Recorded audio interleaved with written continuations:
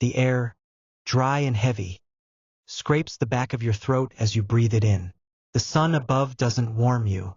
It scorches, punishes. You are standing in the middle of a training field, where the dust clings to sweat like second skin, and every sound feels like a warning. Around you, the ground is packed hard, beaten flat by boots you weren't allowed to wear. And in front of you, a line of men glimmers like moving statues. Bronze helmets, red cloaks, scarred hands that never tremble. Spears held upright in perfect symmetry. They are everything the world remembers about Sparta: discipline, power, control. But they do not look at you. To them, you are not here. And yet, without you, they do not stand. You're close enough to hear their armor creak, close enough to smell the oil on their shields and the blood on their blades. But your place is not beside them. Your place is beneath them. You shift your weight. The chains around your ankles don't rattle. They've been worn smooth by years of forced silence. Someone barks a command. Not to you. Never to you. The Spartans begin to march. Their formation is flawless. A wall of war closing in on an invisible enemy. But the enemy is not here. You are. And you know exactly what they're practicing for. You've seen the rituals. You've felt the whips bite into flesh for missing a step. You've buried the ones who couldn't keep up. And each time you were told it was necessary. That pain was a lesson. That suffering was structure. That your agony kept the city pure. So you learned to bow, to lower your eyes, to smile while bleeding, to be proud of feeding a machine designed to erase you. Your father died believing the same lie. And now, as you stand beneath the shadow of perfection, you understand. None of this is accidental. It was always meant to be this way. The Spartan discipline, praised in scrolls and sung in myths, was built on your back. The gleam of their bronze is just the reflection of your misery polished into silence. Their order was born from your chaos. Their strength carved from your weakness. But you were never weak. You were starved, whipped, humiliated, conditioned. You were trained like an animal, then blamed for not being human. The history books will not name you. But without your hands, the fields would starve. Without your labor, the armor would rust. Without your blood, Sparta would not rise. And if you dare to look one of them in the eye, you'll see it.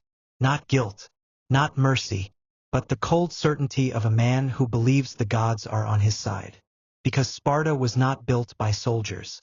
It was built by the broken, by the beaten, by you. This is not a lesson in courage. This is not a celebration of valor. This is an autopsy. And what we are cutting open is cruelty. You were not born a slave. You were born on land your ancestors once called home. Land they farmed, worshipped, and died to protect. Land that, long before the crimson cloaks arrived, echoed with your language, your customs, your names. But none of that mattered once Sparta came. They didn't burn your temples. They didn't shatter your icons. That would have been mercy.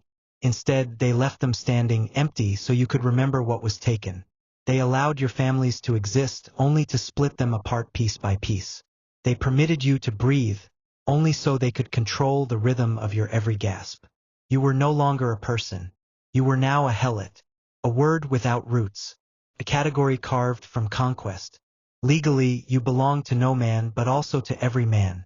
You were not a servant. You were not a prisoner. You were property of the state, a ghost in plain sight, stripped of all legal identity. You could not buy freedom. You could not earn it. You could not be granted it. There was no door, no window, not even a myth to offer hope. You were born to be broken and bred to be erased. Your name was no longer spoken, not by your captors, not by your children, eventually not even by you. That is how the torture began, not with fire, not with blade, but with forgetting. The forced unlearning of who you were, the quiet killing of memory. They separated families not just to weaken you, but to scatter your story. Mothers were marched one way, sons another. Husbands vanished in the night. Daughters were claimed for purposes no one dared describe aloud. And those who remained were forced to smile when asked to serve. Sometimes they let you watch. A father on his knees. A brother dragged behind horses. A child with too much curiosity. And not enough fear. They called it order. You knew it as performance. A message carved into flesh. Resist, and your loved ones will carry the punishment for you. And so you learned to walk carefully, to speak only when commanded, to forget joy, to forget names, to forget yourself. Because the Spartans didn't just want obedience. They wanted emptiness. They wanted to make you so hollow, so numb, that even your grief wouldn't dare raise its voice. They weren't looking at you. They were hunting you, not with bows or spears, but with rules, rituals, and routines so cruel they felt eternal. You became part of the architecture, something fixed, something necessary, something mute. And the world admired your captors. They wrote poems about their self-control. They honored their ability to suffer for war. But you were the one who suffered for peace. And no one wrote songs for you. No monument holds your name. No scroll preserved your story. You are a footnote in a system that demanded silence and punished memory. They called you lazy, but it was they who refused to lift a tool. They called you weak, but it was you who endured the unbearable. They called you unworthy of freedom. Yet every stone they built, every harvest they hoarded, every armor they wore, came from your hands. And still you were treated as disposable, not just a slave, a prey, to be stalked, to be studied, to be publicly destroyed so others could be reminded of their place. They turned you into a warning, and then had the audacity to call it civilization. They weren't just laborers. They were hunted like animals. And that's the part history classes skip. If that shakes you, drop a comment telling us why you haven't subscribed yet. Let the world see who still feels nothing. This is Cursed Chronicles. And here we don't let silence win. They didn't need cages to keep you contained. They had rituals. Public, sacred, celebrated. The pain they inflicted wasn't hidden in the shadows. It was staged beneath open skies, surrounded by cheers and prayers, performed with the same pride they gave their oaths. It began with the festivals. You could hear the drums before you saw the torches, low, slow, steady, like a heartbeat that didn't belong to you anymore. The city gathered in its finest. Spartan boys, not yet men, painted with oils and pride, lined up with eager eyes. You were brought forward, not as a guest, not as a witness, but as an offering. They poured wine down your throat, unmixed and bitter, not for your pleasure, but for their lesson. You were to stumble, vomit, collapse in the dirt before their sons. You were a warning in human form, a living cautionary tale meant to show what lack of discipline looked like. They laughed when you fell. They clapped when you couldn't stand. They memorized your shame and were told to remember it always. The helot drunk was not a man. He was a spectacle, caution, a ritual, and every boy watching was told, this is what you are not allowed to become. But that was just the beginning. Mock battles followed. Celebrations, they called them, where boys, barely 12, were handed sticks, whips, and fists. You were their enemy. You were told to act like one. You were told to fight back, but never to win. You were not permitted to fall too soon. You were not permitted to resist too hard. You were there to be beaten just enough. Just enough for the young to feel powerful. Just enough for the crowd to feel entertained. Just enough for the priests to feel righteous. You were the bridge between fear and control. And your body was the language they used to teach both. Then came the diamastagosis, a sacred whipping ceremony held before the temple of Artemis. You were stripped, laid bare beneath the eyes of your gods and theirs. And as the crowd roared, the lash began to fall. This was not punishment for rebellion. This was not judgment for a crime. This was theater. And you were the stage. Boys who had barely learned to speak were handed the whip. Their hands trembled not with fear, but with excitement. For this was the ritual that would turn them into Spartans. And to become a Spartan, you had to first master cruelty. The deeper the lash, the louder the approval. The louder the screams, the stronger the lesson. And if you passed out from pain, the ritual was said to be blessed. If you died, it was considered an honor. There was no escape, no mercy, no explanation. The crowd did not turn away. They watched. Some cheered. Others wept in silence. but none intervened, because your agony was tradition, because your blood was custom, because your suffering was necessary. They taught their children that control was sacred, and mercy was weakness. And they proved it by handing them your body as their first test of manhood. And as generations passed, the cycle deepened. No Spartan boy became a man without first beating a helot. No Spartan festival reached its climax without first spilling your blood. And no Spartan god was worshipped without a scream offered in your name. You were woven into their theology not as a soul but as a tool, a mirror held up to their youth, reminding them that without fear, discipline fades, that without victims, order dies, that without your suffering, Sparta could not exist. And when the boys grew into men, they remembered. They remembered how it felt to draw blood and be praised for it. They remembered that power didn't come from strength, came from someone else's weakness. And they remembered that the first lesson they ever learned was how to torture you with pride. They didn't just hurt them, they trained children to enjoy it. Let that sink in. And if you're watching this and still haven't subscribed, ask yourself why. Drop a comment.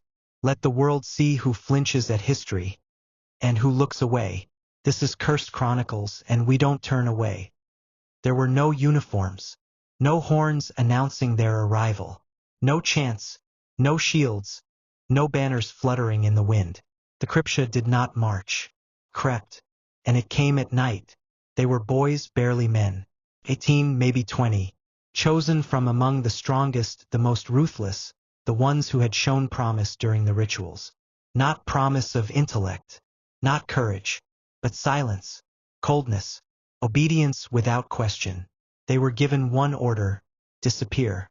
Disappear into the helot population like shadows, and begin the work, not the work of building, not the work of harvesting, but the work of thinning. Spartan elders declared it sacred.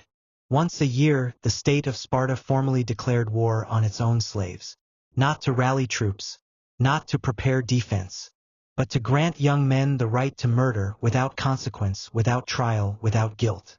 It was called the Cryptia, a secret cleansing, a rite of passage, purge. You could be walking home from the fields, numb from labor, skin burning from the sun, and you would feel it. The wrong footstep behind you, the breath that wasn't yours, the silence too perfect to trust. And then nothing, a blade in the ribs, a garrote from behind, a hand across your mouth as your knees buckle into the dust. You wouldn't scream, you wouldn't beg. There was no time, because that was the point, to make death feel inevitable, to make life feel temporary, to make survival feel like a mistake. You didn't have to rebel to die. You didn't have to resist. You didn't even have to speak. You just had to exist. That was enough. Some were chosen because they looked too strong, others because they had spoken too confidently. But more often than not, there was no reason at all. The randomness was deliberate. It shattered patterns, poisoned hope. It ensured that no amount of submission could ever make you safe. Fathers buried sons in silence. Mothers kissed their children every night, never sure which one would vanish before dawn. Helot communities didn't just mourn the dead. They mourned the ones still alive, because every heartbeat was a countdown. And the Cryptia watched. They watched how fear turned neighbor against neighbor, how grief made families quieter, how suspicion tore through villages more efficiently than blades. This was not warfare. This was psychological engineering. State-sanctioned murder as a tool of obedience. Plutarch wrote of this. So did Thucydides. They recorded how 2,000 Helots were once promised freedom, selected for their loyalty, their strength, their usefulness. They were paraded in public, praised by the state, led into celebration. And they were never seen again. No graves, no bodies, no witnesses, because Sparta did not forget its own rules. A strong helot is more dangerous than a rebellious one. So they killed the ones who dared to prove their worth. That is what the Cryptia truly was. Not a training exercise, not a ritual, but a message.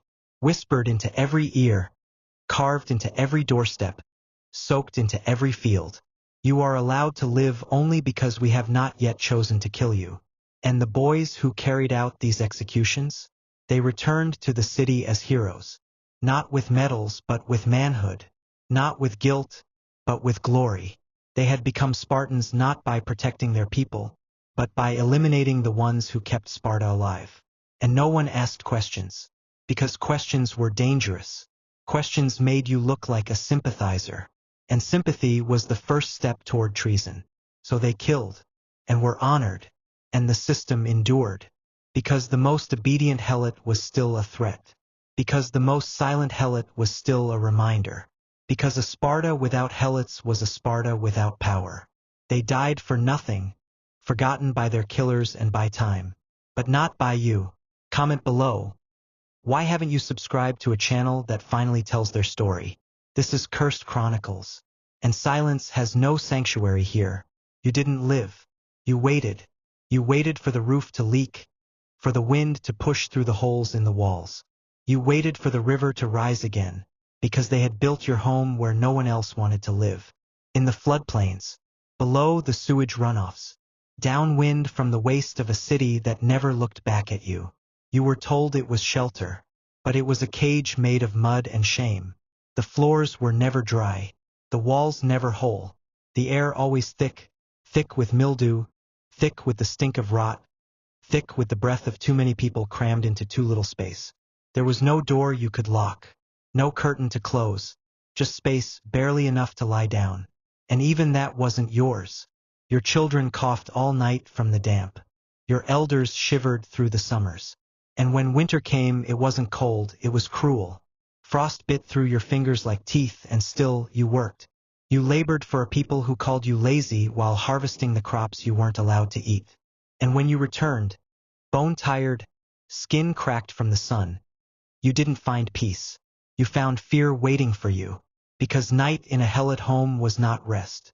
It was exposure. You learned to sleep without sleep, one eye half open, one ear straining past the quiet, listening for the sound that changed everything.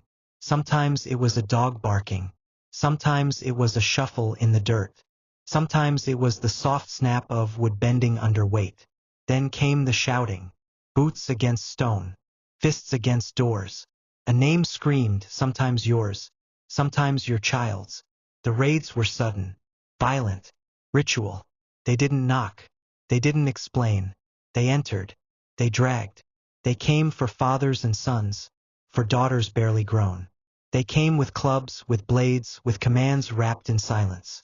And when they left, they didn't bother to close the door behind them. You stared at the empty space where someone had been moments ago, and you did nothing.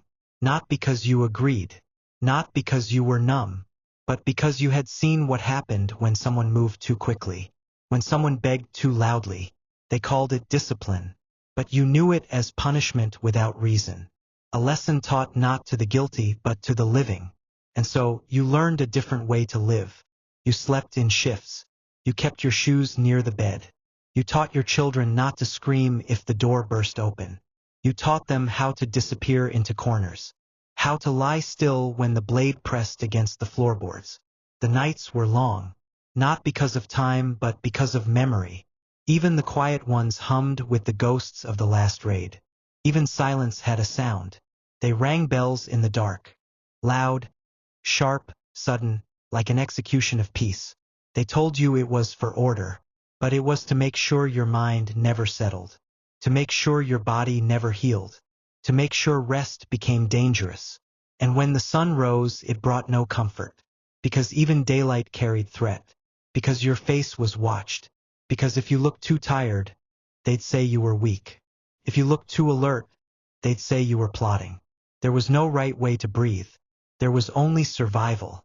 And survival in the helot home meant learning to exist in a constant state of almost safe, almost asleep, almost free, but never enough.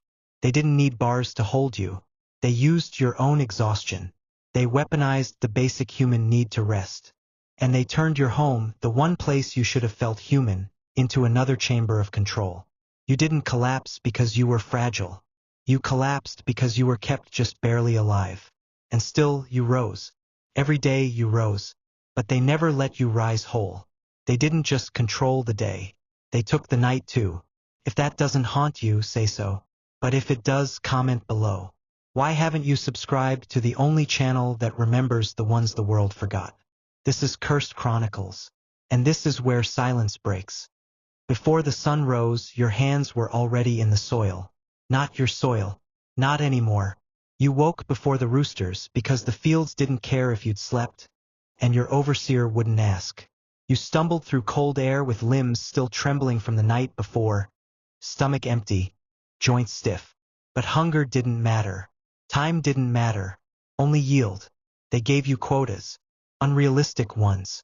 They wanted more grain than the land could give, more olives than the trees could bear, more sweat than a body could offer without breaking. And when the numbers didn't match the parchment, it wasn't the soil that was punished. It was you. Rations cut. Water withheld. Your child's name moved to the list of the non-compliant. The list had no rules, only memory, and they remembered everything. You could not afford failure. And so you worked. Sun overhead, skin peeling from heat, feet blistered in sandals too thin, back bent until it screamed, then bent some more. The lash didn't fall often, it didn't need to. You had learned to fear its shadow. There were no rest days, no Sabbaths, no festivals in your name, just rows of crops that were not yours, harvested food you would not taste, and a season that never ended. When summer faded, the cold did not bring mercy, only a new kind of pain. The frost turned your fingers purple, then black. The wind cut through your tunic like knives. Still, you worked. You wrapped bleeding hands in straw and prayed that you wouldn't drop anything. Because one broken basket could mean 2 days without food. They didn't just make you labor. They made you believe the labor was your only value. And for some, even that wasn't enough. You were good with your hands. You could carve wood, shape metal, twist rope, spin cloth. They saw that.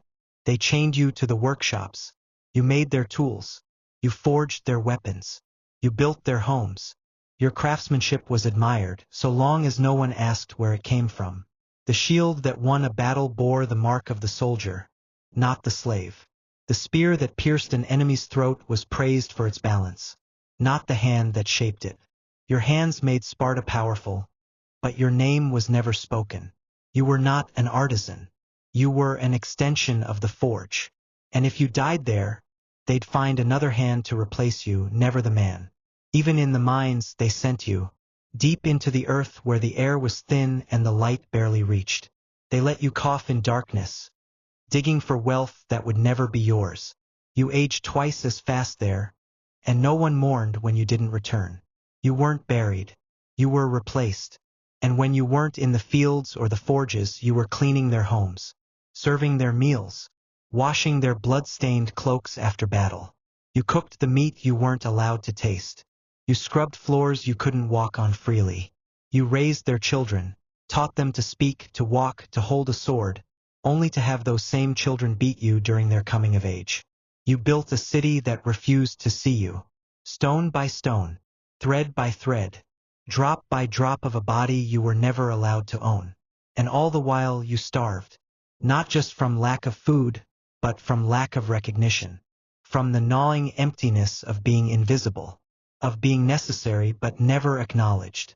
You learned not to look proud when the forge produced perfection, not to smile when the fields flourished, because pride was dangerous, and happiness, if noticed, was seen as rebellion.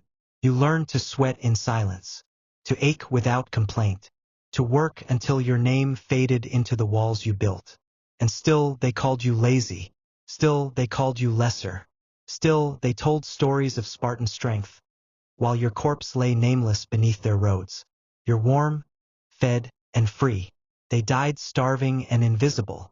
Subscribe now or explain in the comments why the past doesn't deserve your attention. This is Cursed Chronicles. We remember what others prefer to forget.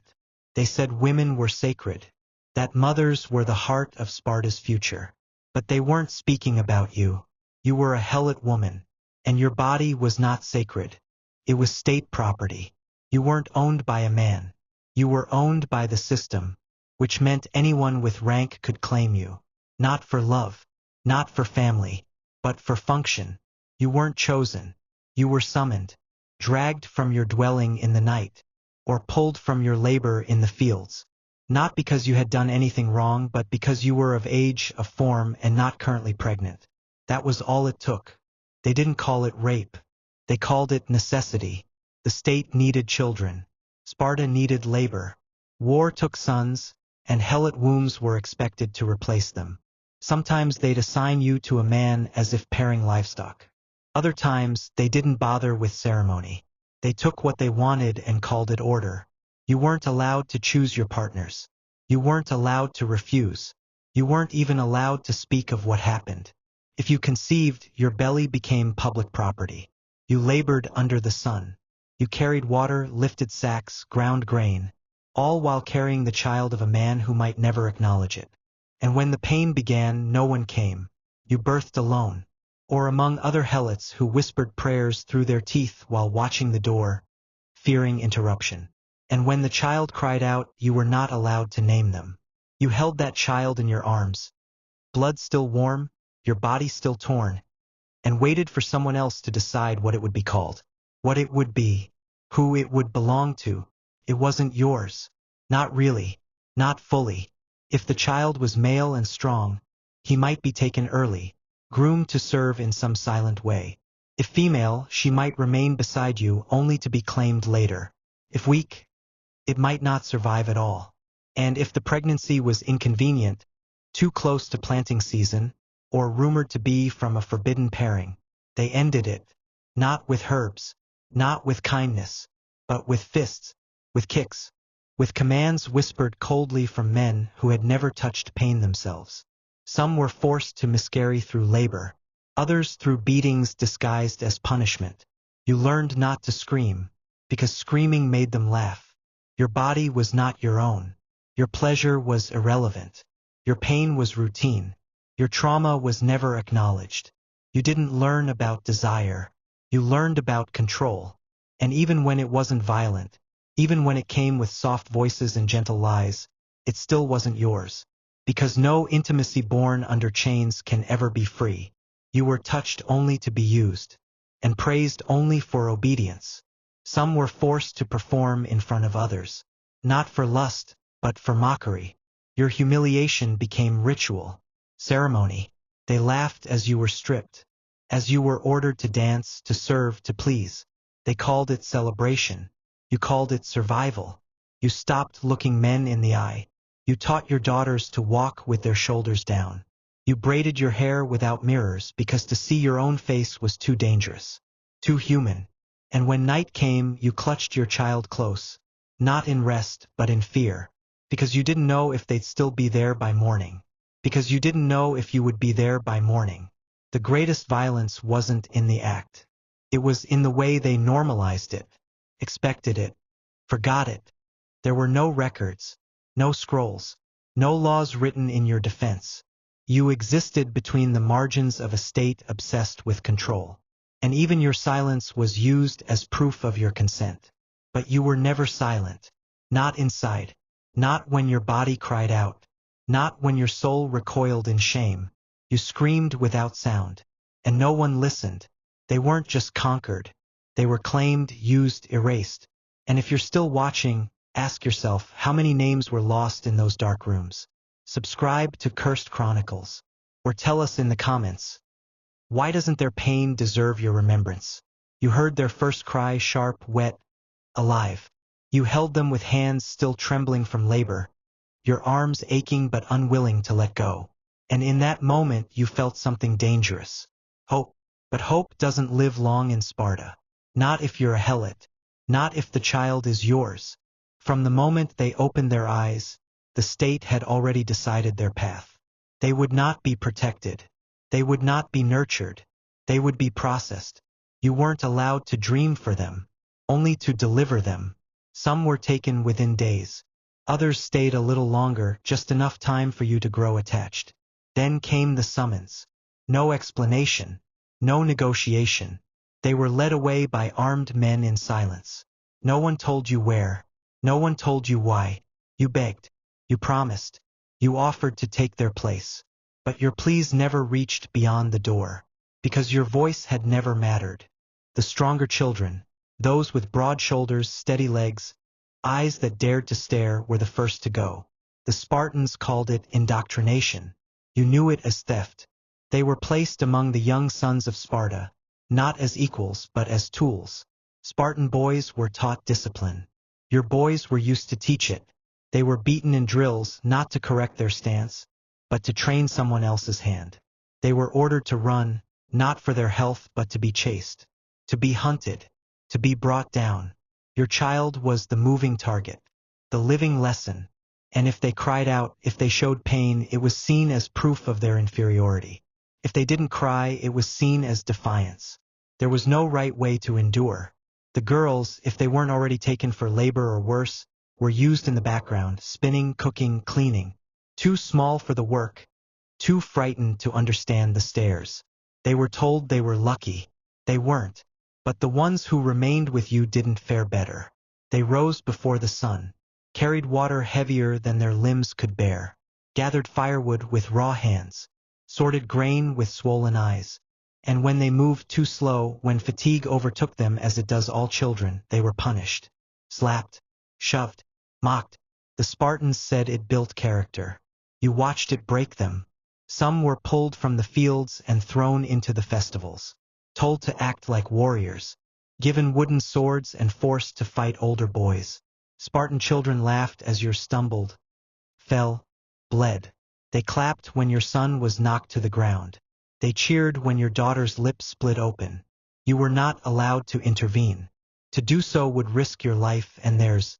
So you watched, eyes dry from too much weeping, mouth shut from too much fear, hands clenched around the edges of your tunic, nails digging into your palms, because the only control you had left was to stay standing. They called it training. They called it bonding. They called it culture. But it was cruelty in its purest form, handed down like a ritual masked as education. Your children were not allowed to be children. They were not allowed to play without supervision, to speak without permission, to dream beyond survival. They didn't learn lullabies. They learned commands. They didn't count sheep. They counted footsteps in the dark, fearing the next raid, the next scream, the next empty bed. Some grew silent, long before their voices ever changed. Some grew violent, believing it would protect them.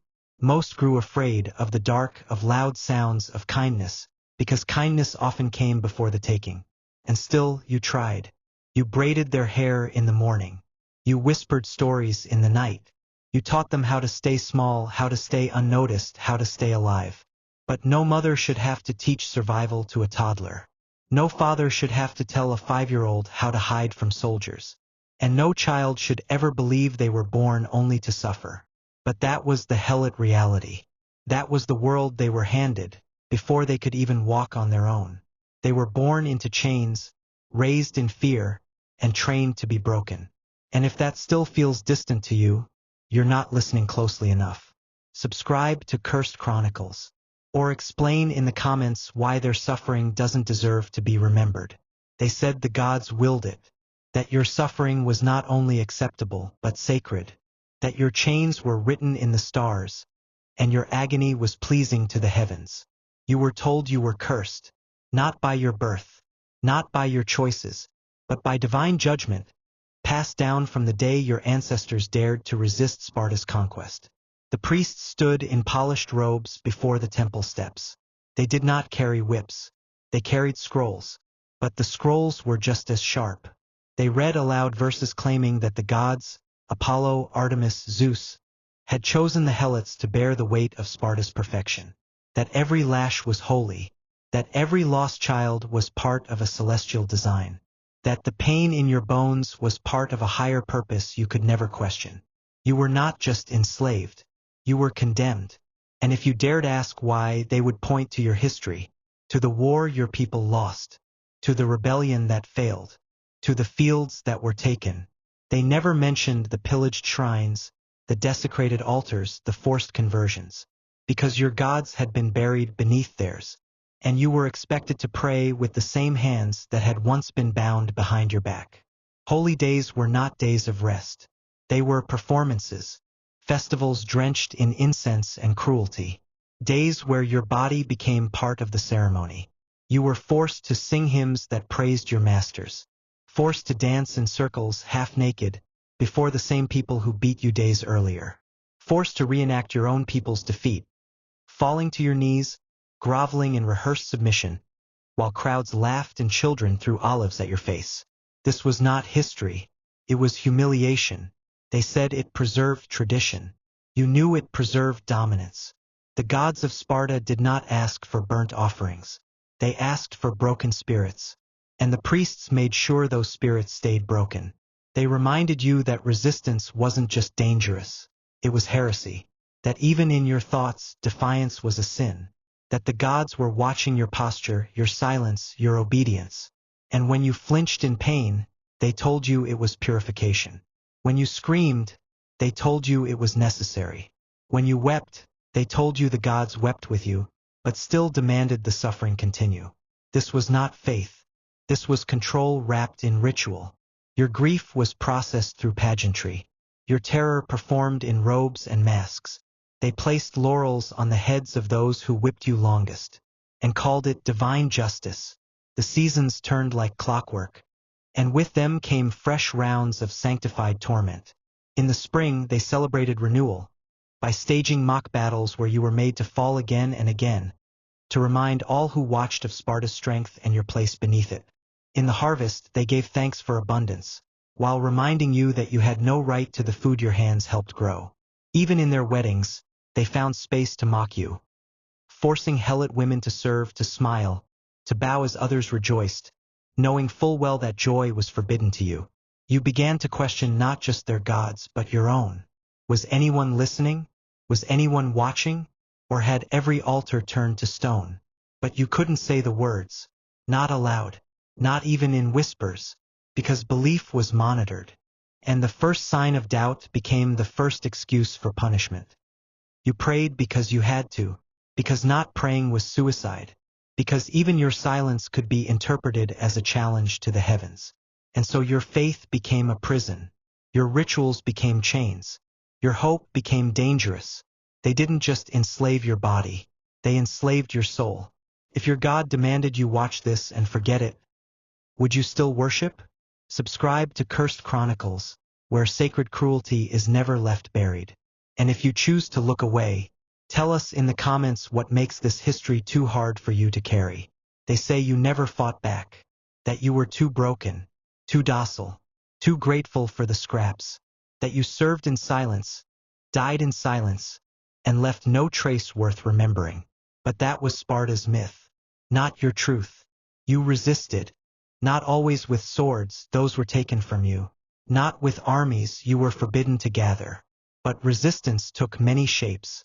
Some rose with fists, some with fire, some with silence so cold it froze the rituals that tried to humiliate them, and some simply refused to forget.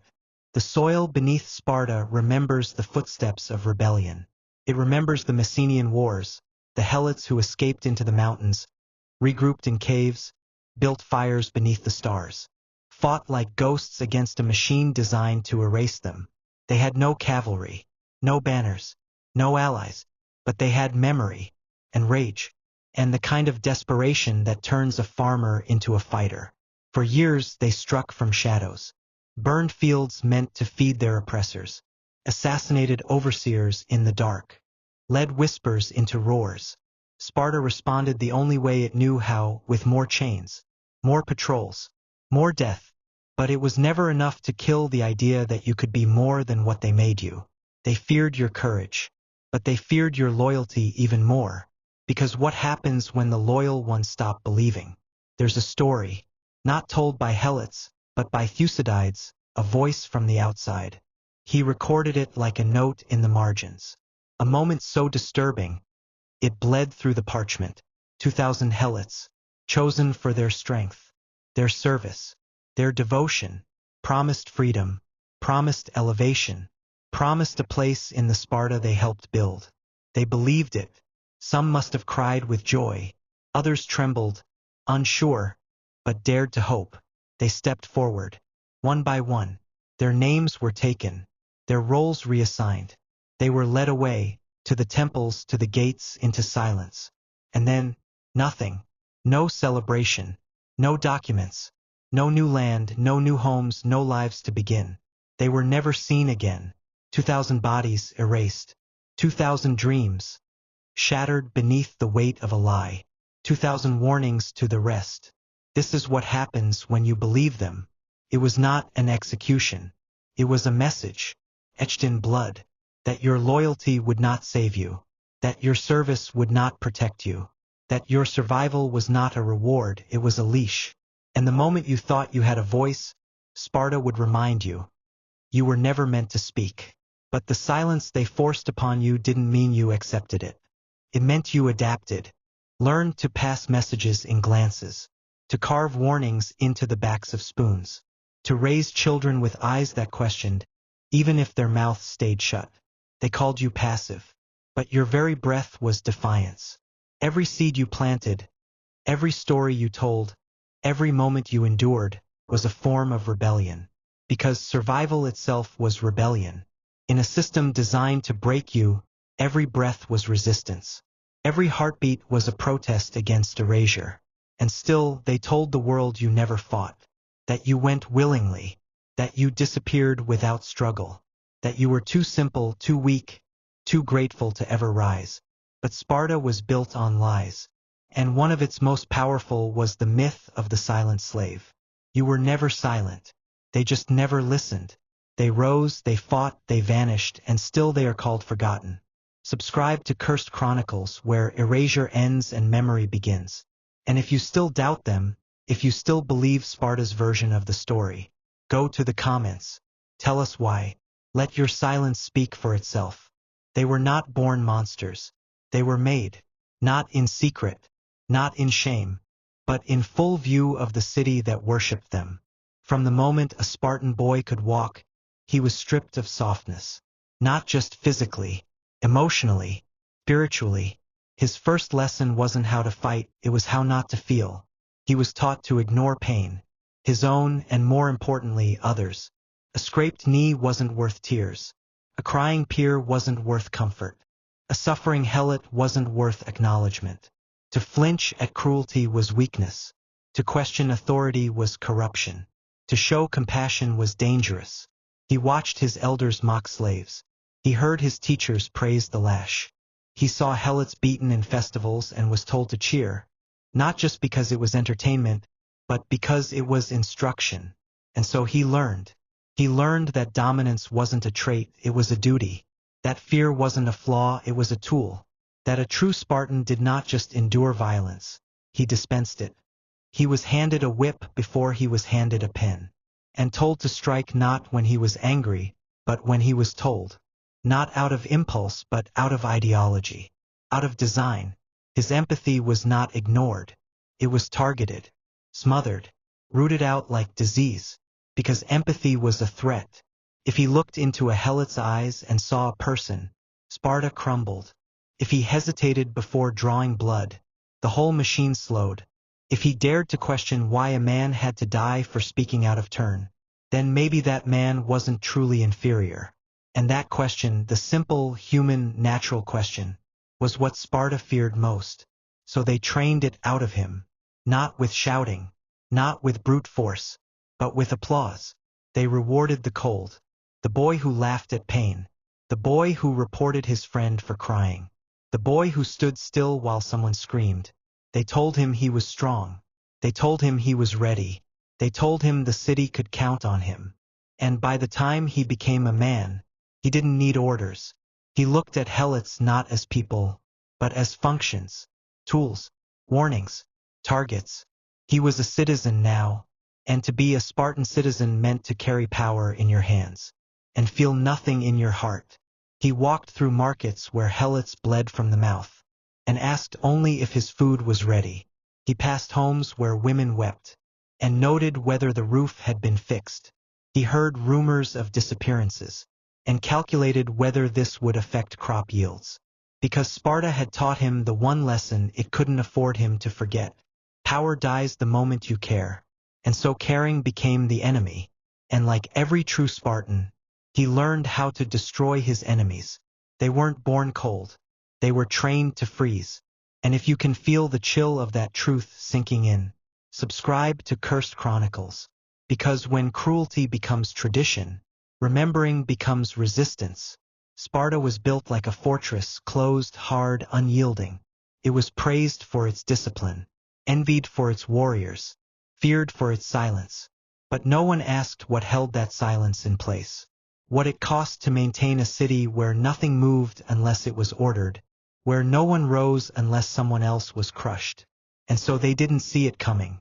Not the rot, not the slow unraveling, not the collapse that began from within. The Helots were never just laborers. They were the foundation.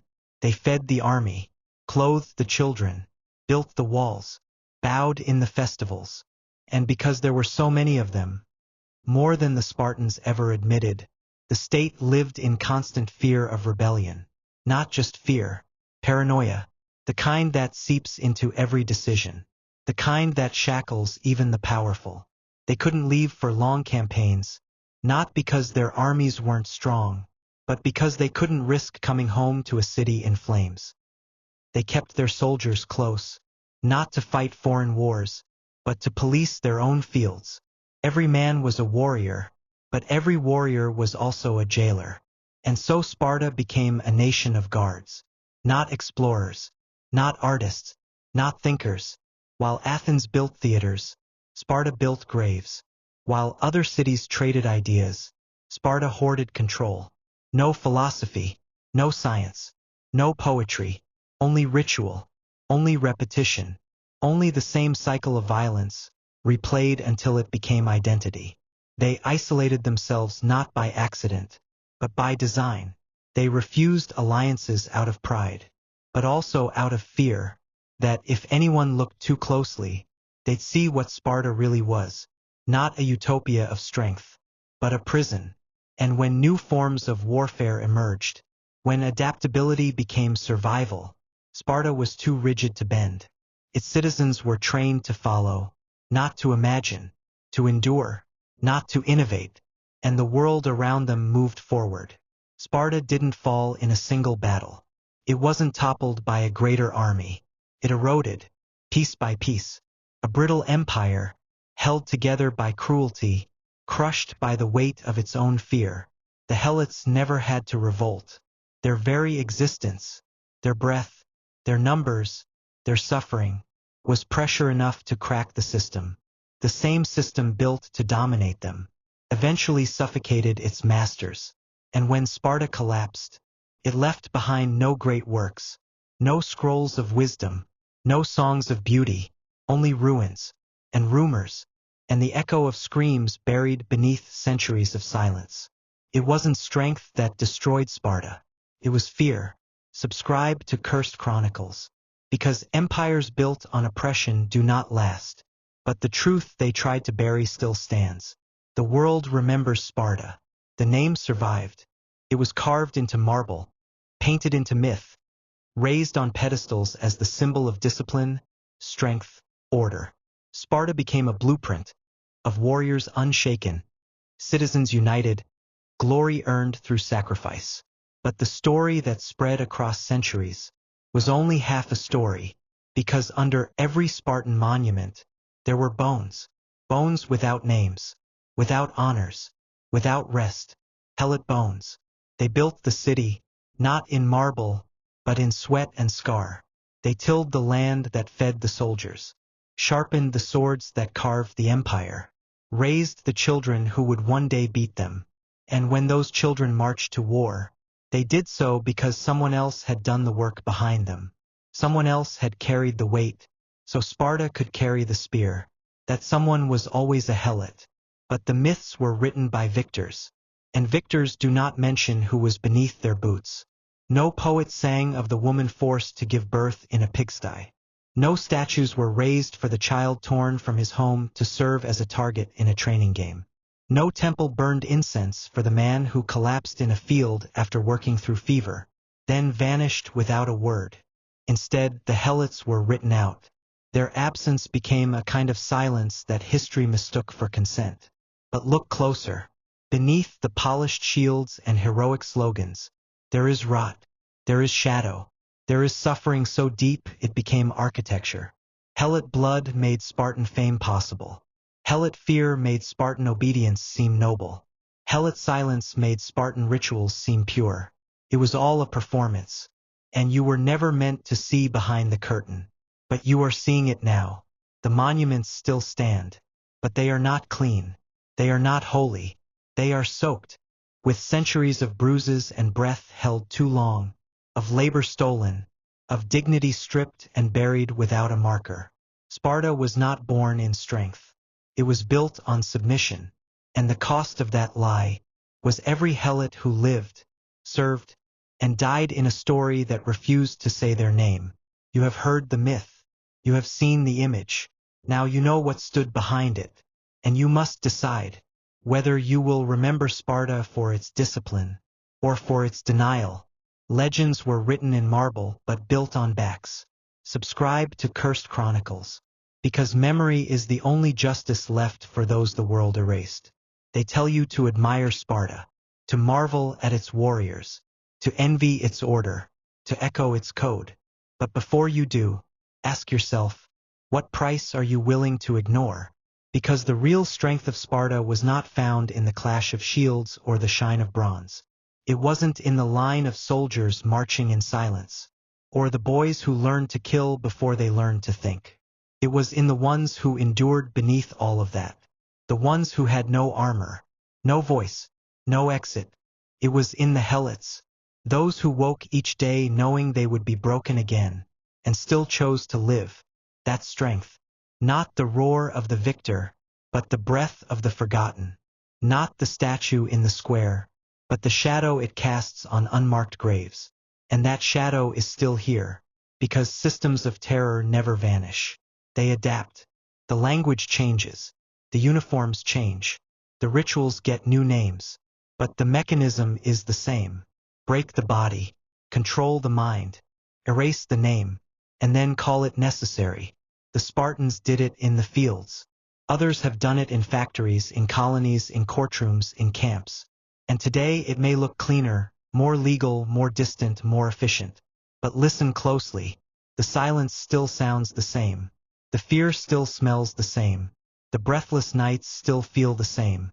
You are not far from this story. You are living in its echo. Because the truth is, every time you glorify Sparta without remembering the Helots, you carry the myth forward.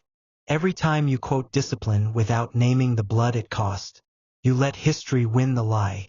And every time you choose not to see the foundation beneath the marble, you become part of the silence. But it doesn't have to be that way. You heard them now. You saw what they weren't allowed to show. You stood where they stood, felt what they could never say, breathed in what they had to swallow. So now you choose. Forget them, and walk away stronger in ignorance. Or remember them, and carry the truth forward. Because what you worship might be built on screams. And if you still think that doesn't concern you, you weren't listening. If you watched this far and still haven't subscribed, tell us in the comments.